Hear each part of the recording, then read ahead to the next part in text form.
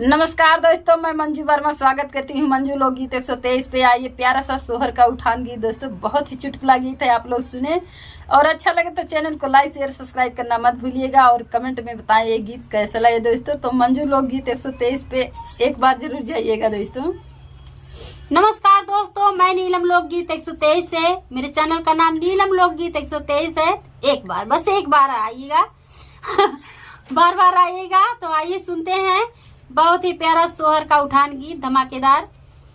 सासो बाजने कहेलो तो हमारा के, सासो बाजने कहेलो तो हमारा के, हमारे होई है जब लालनवा तब देखाइब तोहा के, हमारे होई है जब होरिलवा तब देखाइब तोहा के, सासो बाझिनी कहेलो तो हमारो के, सासो बाझिनी कहेलो तो हमारो के, हमारे होई है जब लालनवा तब देखाइब तोहा के, हमारे होई है जब होरिलवा तब देखाइब तोहा के,